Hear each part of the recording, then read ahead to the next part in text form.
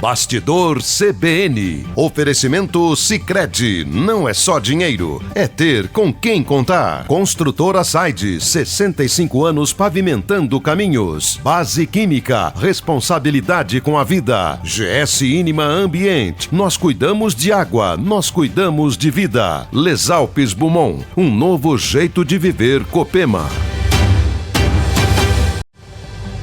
Sábado, estamos começando mais um Bastidor CBN, todo sábado, 11 horas da manhã, trazendo pessoas, trazendo fatos, trazendo assuntos importantes e relevantes para a nossa comunidade.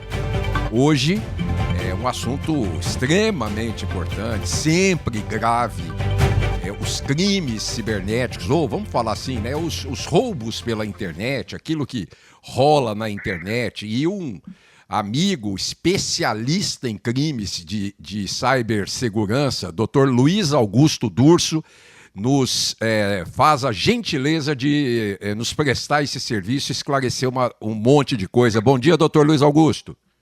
Bom dia, Edmo. Bom dia a toda a sua audiência aqui na CBN. Um prazer falar a todos os ouvintes para a gente falar de um tema tão importante que são os crimes cibernéticos, esses golpes na internet que afetam, infelizmente, muitos usuários e uma grande parte da população. Eu sei que é um pouco diferente, né? Mas esse fato que está em dia, os crimes do INSS, né, doutor Luiz Augusto, também a gente vê ali, foi utilizado fotos de pessoas de Facebook, de Instagram ou de LinkedIn para poder validar processos, chaves de entrada e senhas. Quer dizer, mesmo nesse caso do INSS que está em dia, os ladrões ou os invasores, né, para não caracterizar de outra forma, também usam de recursos para burlar os sistemas, né? Não tenha dúvida, meu amigo, esse grande escândalo envolvendo os descontos aí do INSS são fraudes que estão diretamente relacionadas à questão dos crimes cibernéticos, porque hoje todo o sistema está baseado em mecanismos digitais. O próprio acesso ao sistema é o aplicativo Meu INSS, um aplicativo de mobile, um aplicativo de celular, e nós tivemos várias formas desses descontos, e uma delas, inclusive, foi pela utilização do Meu INSS, pelo aplicativo, em nome das vítimas. Então, também tem um lado aí muito grande de fraudes e crimes cibernéticos por causa de falhas, inclusive sistêmicas, porque agora o próprio Ministério tem dito que vai criar cada vez mais formas de checagem de biometria, reconhecimento facial, para não deixar que esses descontos no contra-cheque ou o próprio empréstimo consignado ocorra sem segurança necessária. Então, a gente está falando de aumentar a cibersegurança por causa dessas questões aí do INSS, que é um grande escândalo e envolve milhões de brasileiros, né? É claro que nós temos aí sempre o sistema, né, a internet. Provavelmente ele não deve dar golpe sozinho, né? Sempre tem que ter o ser humano por trás. Nesse caso do INSS, cria-se suspeitas, porque eu me lembro quando eu aposentei, a aposentadoria saiu num dia. No mesmo dia eu recebi proposta de 2 bancos para empréstimos consignados. Ou seja, se não for fraude no sistema, há um vazamento de dados ou de informações por parte de pessoas dentro, eu estou falando no caso do INSS, do INSS ou um outro órgão, um outro organismo, outra empresa.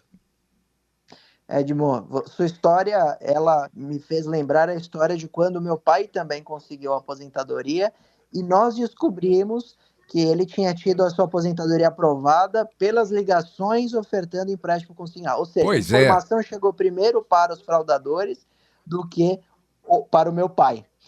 Por quê? E por que eu chamo certos empréstimos consignados de fraude? Porque aquele que oferta o empréstimo consignado, ele não faz da maneira mais honesta para o aposentado. Porque ao invés dele ligar e falar, olha, você está precisando adiantar algum dinheiro ali da sua aposentadoria, que tem os juros de tanto, e você tem a opção, ele fala que é um benefício, né? Que é como se fosse um prêmio que o aposentado ganha junto com a aposentadoria, que seria o levantamento ali de parte do valor, que na verdade é um empréstimo com altos juros. mas isso não é adequadamente explicado. E, para mim, isso não deixa de ser uma propaganda enganosa ou abusiva daquele serviço, e é crime. Então, na verdade, se maqueia toda aquela comunicação para parecer que o aposentado ganhou um presente junto com a aposentadoria, que seria um empréstimo consignado. Qual é a outra informação que você me dá, e eu tenho certeza que acontece não só pelos meus clientes, mas o que aconteceu com o meu pai? É um conhecido vazamento de dados por esse instituto. Então, é um instituto que tem problemas graves aí na sua diretoria, na sua gestão, no seu compliance, e que o vazamento de dados é conhecido na sociedade. Então, os aposentados realmente recebiam essa informação por ligação telefônica de ofertas de empréstimo consignado, são em bancos parceiros que não deveriam ter acesso a essa informação sem autorização, por exemplo, do aposentado. E eles simplesmente vazam para que se tenha a oferta desse empréstimo. Isso é absurdo. Isso já foi, inclusive, objeto de outras investigações, já chegou a ser denominado o escândalo de vazamento do INSS. E, quem sabe agora, diante desse maior problema que seria o furto direto dos aposentados, nós tenhamos uma mudança não só do ponto de vista de como o aposentado acompanha ali o seu desconto, a aprovação do desconto no contra-cheque ou do próprio empréstimo consignado, mas que também se tem um controle absoluto sobre os dados pessoais de todos que ali, de alguma forma, têm algum benefício cadastrado, porque o vazamento era conhecido e muito gravoso. Nós estamos nesse sábado com o Dr. Luiz Augusto Durso, advogado especialista em crimes cibernéticos. Você fique ligado aí porque tem muita coisa importante que você precisa saber. Doutor, a gente está virou vez e sempre, né? Não é mais de vez em quando. Vem um comunicado aí, empresa tal assume que teve vazamento de dados. Eu ia falar um nome aqui, mas eu vou evitar falar. Empresa tal vazou dados, empresa tal vazou dados, empresa tal vazou dados. Pô, por cidadão saber o que é, quando sai essa notícia, uma loja de varejo que tem lá um cadastro, um banco de dados espetacular, uma financeira, um banco, quando ele diz vazaram dados, quais os perigos os donos desses dados que foram vazados incorrem diante dessa situação? Vamos lá, Edmo. Quando você recebe essa informação, em primeiro lugar, ainda bem que as empresas estão assumindo que aconteceu o vazamento e elas têm uma obrigação legal, em previsão na Lei Geral de Proteção de Dados, de avisar os titulares envolvidos. Isso significa mandar e-mail ou mensagem para cada um que teve seu dado ali vazado. Então, você tem que ser acionado pela empresa que teve o banco de dados vazado. O que significa receber a mensagem? Que essa notícia é ruim. Isso não é uma notícia boa. Por que a notícia é ruim? Porque nós temos dois agentes muito interessados nesses dados.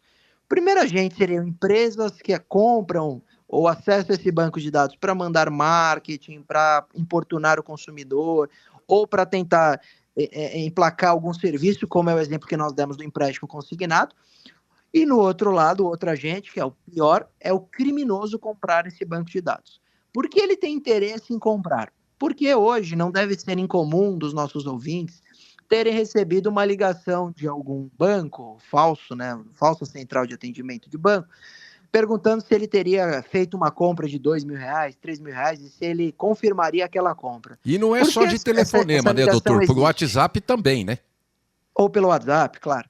E por que essas comunicações existem? Porque o criminoso ele simula uma central de atendimento, liga ou entra em contato com a vítima para que ela fale que não fez essa compra e ele tentar fazer com que ela instale um aplicativo malicioso, dê informações, até a senha de banco. Como que ele sabe para quem ele deve mandar essa informação? Como ele sabe, por exemplo, o seu nome, CPF? Como ele checa as informações quando ele te liga? Porque ele comprou o banco de dados. Então, o criminoso hoje, ele aplica crimes cibernéticos com o que a gente chama de engenharia social, que é o estudo da vítima. Então, ele liga sabendo quem é você, sabendo quem são seus parentes, sabendo quais são seus dados, onde você mora, qual é o seu CPF, ele checa esses dados. Ele confirma com você para mostrar que ele é verdadeiro, para gerar credibilidade na fraude. Só que tudo isso acontece porque ele comprou esse banco de dados. Então, quando lá na ponta vaza a informação de uma empresa, ela te coloca em risco. porque o criminoso vai usar essa informação contra você para ser mais convincente e fazer com que você caia em nova fraude, novo crime. Lembrando que esse vazamento vai desde informações pessoais, como nós falamos, né, nome, CPF, endereço, até situações muito mais íntimas, como, por exemplo, o número de cartão de crédito, como, por exemplo, para funcionários públicos, até o quanto esse indivíduo ganha em determinadas funções. E isso, infelizmente, cai na mão de criminosos. Quando o consumidor, quando nós, cidadãos, entramos no marketplace para fazer uma compra, fatalmente a gente é convidado a colocar ali, quer dizer, obrigado, né? Não é convidado. Nome completo, endereço, CPF, data de nascimento, não sei o que lá, cartão de crédito, etc., para você poder realizar a sua compra. Muitos marketplaces armazenam esses dados sem a sua autorização e outros pedem a sua autorização para que deixar esses dados armazenados para futuras compras. Ou seja, isso nunca pode ser recomendado para o cidadão? Olha, Edmo, a LGPD ela é muito clara e ela autoriza o tratamento desses dados quando, por exemplo, ou o titular aceita, ou, por exemplo, é um dado necessário para que se realize a transação. Então, ele precisa tratar seu nome, CPF, endereço, porque ele vai te entregar uma compra. Ele precisa tratar os dados do seu cartão de crédito, porque ele precisa validar que você vai pagar para receber e poder liberar o produto. Então, isso são dados obrigatórios nessa comunicação e nessa venda. A questão é, depois que essa venda é finalizada, por quanto tempo a empresa precisa armazenar essas informações? Em tese, por tempo nenhum.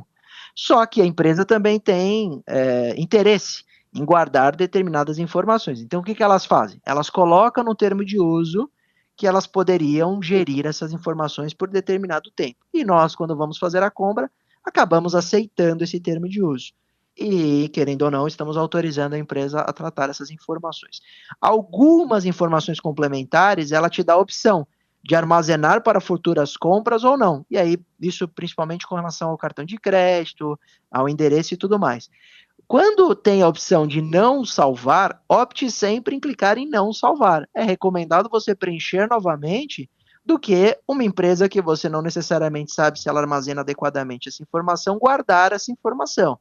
Hoje nós temos, infelizmente, vazamento de número de cartão de crédito, clonagem do cartão, e isso gera uma dor de cabeça muito grande para o consumidor. Então, é mais adequado ela toda vez ter que preencher do que deixar salvo para ter mais facilidade. Sabe aquela história? A segurança muitas vezes é inimiga da facilidade.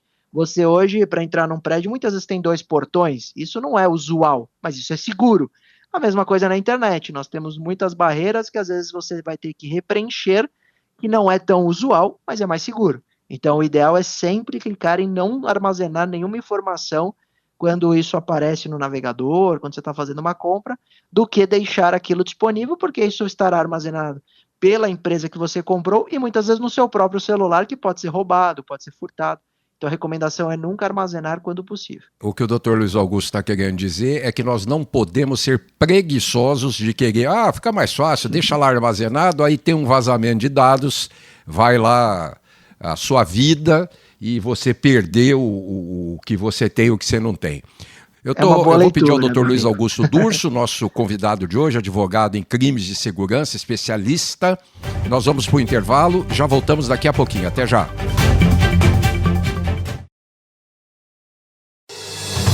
Bastidor CBN. Apresentação: Edmo Bernardes. Estamos de volta com o Bastidor CBN deste sábado, com a ilustre presença do Dr. Luiz Augusto Durso, advogado especialista em crimes de segurança. Dr. Luiz Augusto, eu queria perguntar para o senhor, partir para um lado mais corporativo, governamental, né?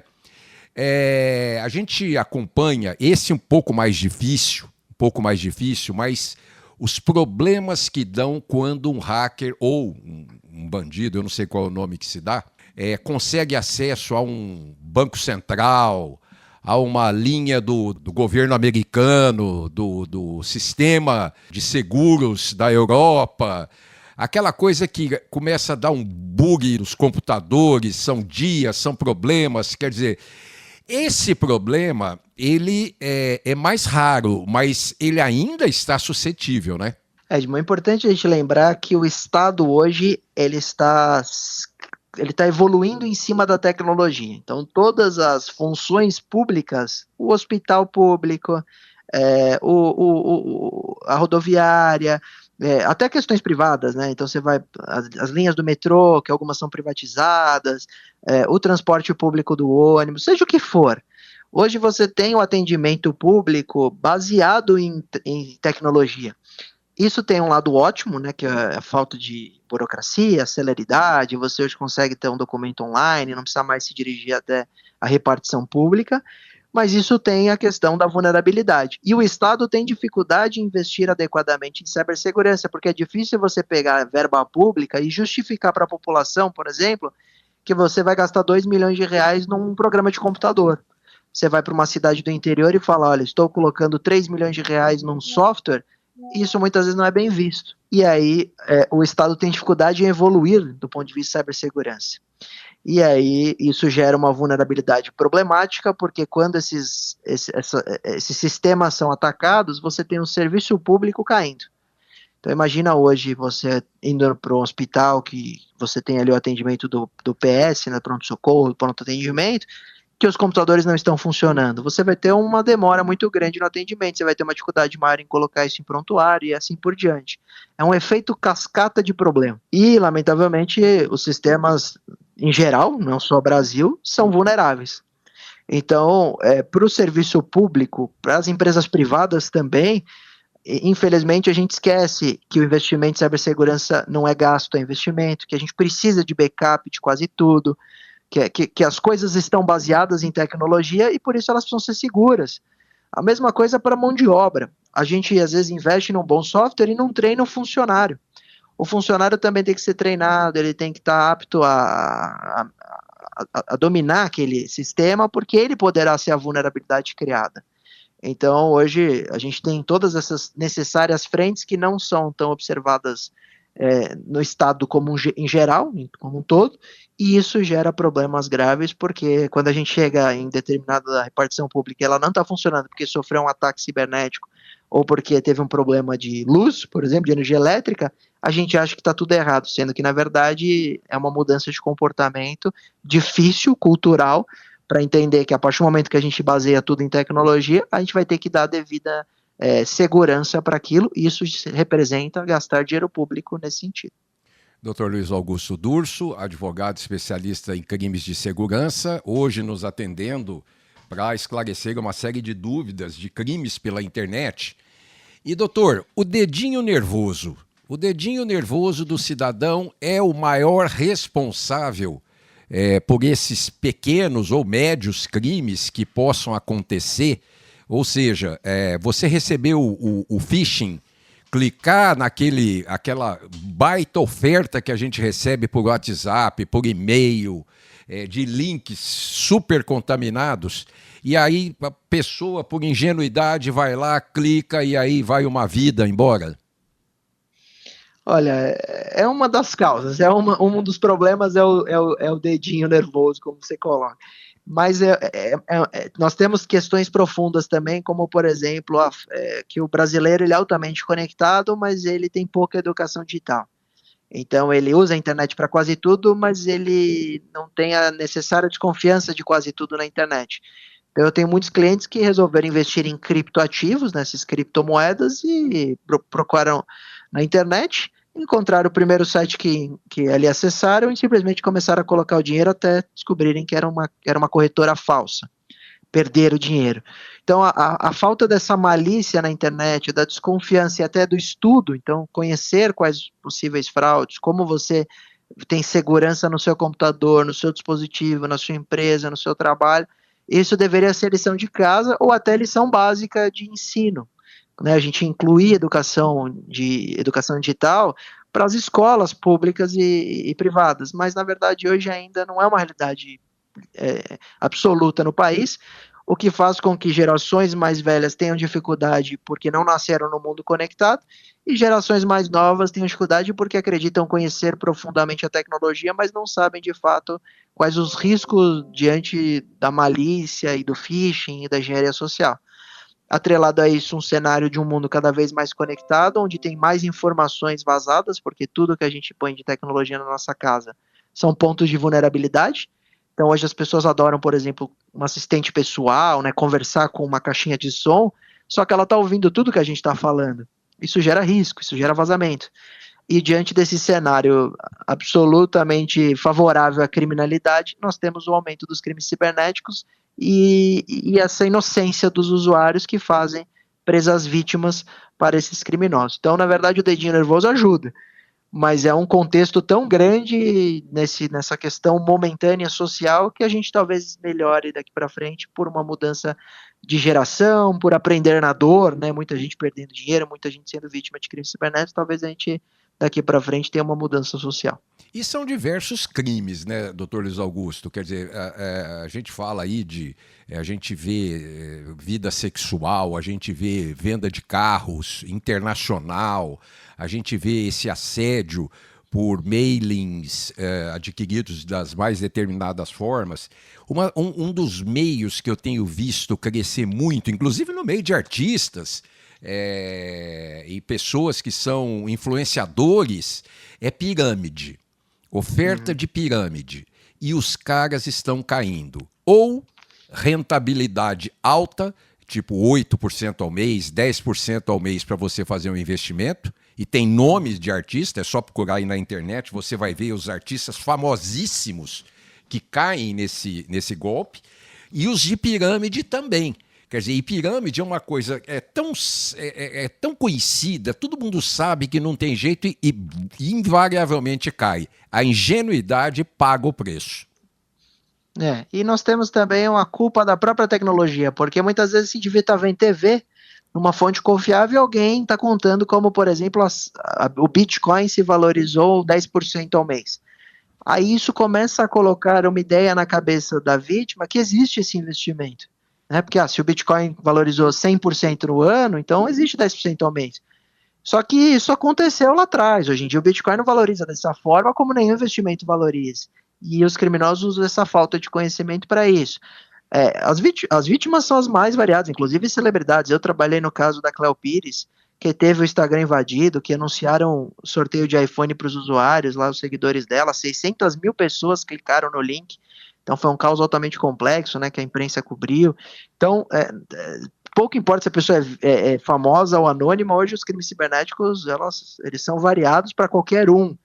E aí nós temos, inclusive, o uso da imagem das celebridades para dar credibilidade a crimes. E aí você tem inteligência artificial piorando esse cenário, porque você vai ver uma publicidade de uma venda de um carro, de um leilão de um veículo na internet, com a foto, a imagem do Celso Portiolli, e na verdade é um IA simulando aquele vídeo do Celso Portiolli. Isso aconteceu de fato com a imagem do Celso Portiolli. E isso viraliza, né? O indivíduo os criminosos impulsionam nas redes sociais, pagando para aparecer para mais gente, tirando o dinheiro da população que confia na imagem daquela celebridade, está tendo sua imagem devidamente usada. E então a internet realmente ela tem um lado maravilhoso, né? Super democrático, super interessante, super eficiente, mas tem esse lado problemático. E esse lado problemático tem que ser sempre alertado, que é o que a gente está fazendo aqui hoje, sempre debatido, e do ponto de vista legal também sempre melhorado. Bom, nós recebemos o Dr. Luiz Augusto Durso, advogado, especialista em crimes de segurança e cibersegurança, nos trouxe bastante informações, tinha tantas outras coisas que eu gostaria de ter debatido com o senhor, pedir o seu esclarecimento, mas infelizmente o horário é restrito e eu espero poder contar com o senhor mais uma vez aí no futuro para a gente poder falar de alguma coisa, doutor Luiz Augusto.